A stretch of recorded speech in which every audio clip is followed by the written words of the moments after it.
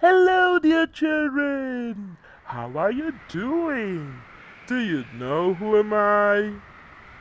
I'm a polar bear. I live north of everywhere. I live at the top of the world.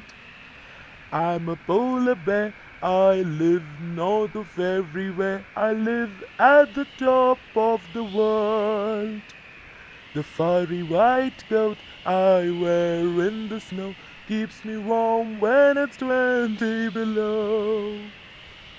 I'm a polar bear. I live north of everywhere. I live at the top of the world. Yes, I'm a polar bear, and this is my friend Snowy the Snowman. And our today's story's name is The Mitten. It was a cold and windy winter morning. And look at that cute little creature. I think it was a mouse. And the little boy hustled up the path, dragging his sled behind him. He kept pulling and dragging it. He was dressed for snowy adventures, from his knit cap to his warm boots to his two soft mittens, which hung from his sleeves on a piece of string so he wouldn't lose them.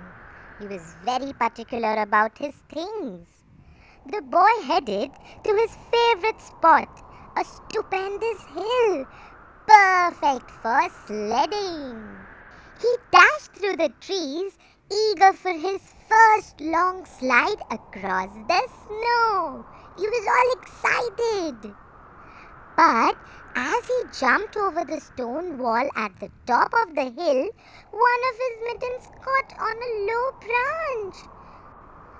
The boy was going so fast he barely felt a small tug of the mitten before the string gave away. He didn't even notice that. He was out of sight and down the hill before his mitten even hit the snow. It was all covered with snow. All was quiet. Then a tiny shivering mouse darted out from the stone wall, saw the cozy mitten, and crept right in. Soon, Bunny hopped along. He was wondering, where did the mouse go? He kept hopping further. The mitten caught his eye, and being a curious fellow, he jumped in right next to the mouse. Next, the fox wandered by. What a snug place this is, she thought, when she discovered the mitten and crawled inside. Mouse and Bunny moved over to make room.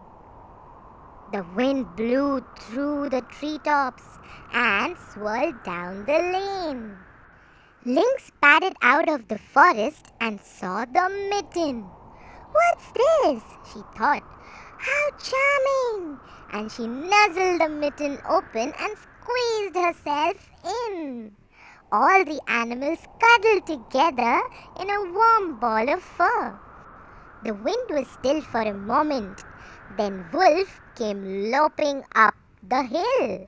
Up the other side trudged Bear. That is, came the bear. You first, said Bear. No, you, said Wolf. And then they ended up jostling and cramming their way into the mitten together.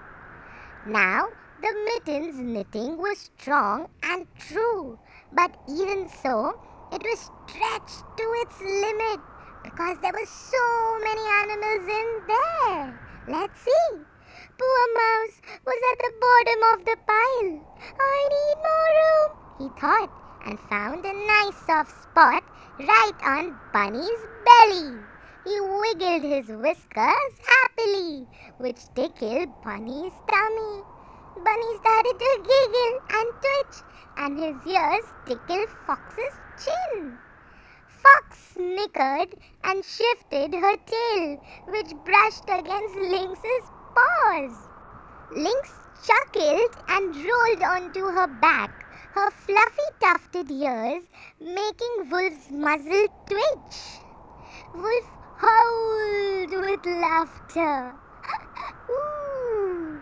And all that wiggling and shifting and giggling made Bear laugh too. Well, it was too much for the Mitten to take with a giant pop. Ooh! Out tumbled Bear and Wolf and Lynx and Fox and Bear. And off they ran back to their homes, laughing themselves silly the whole day. It was the time of year when the sun set early, so it wasn't long before the boy made his way back up the hill. He was just about to step over the stone wall when a flash of red in the snow caught his eye. "My mitten!" he said and picked it up. It was bigger than he remembered. Puzzled, he turned it over in his hands. Deep inside the mitten, something was moving. Suddenly, a wee head with velvety ears and quivering whiskers peeked out over the cuff. It was Mouse. "Oh!" cried the boy. "Hello, little fellow. Have you found yourself a new home in my mitten?" Mouse groomed his whiskers contentedly and crawled back down into his cozy new nest. "I will take you home then," the boy said, "and you may live in my mitten as long as you would like and be my friend." The boy put on his mitten, cupped in his hand gently around Mouse, and dragging his sled behind him, headed to his own warm home across the snow. Now, wasn't that an interesting story, Snowy? Did you like it? And what about you, children? Did you like meeting the animals, the mitten and the boy? Wasn't it a cute story? Imagine if you were in the ICC snow and if you would have seen a mitten like that, what would you do?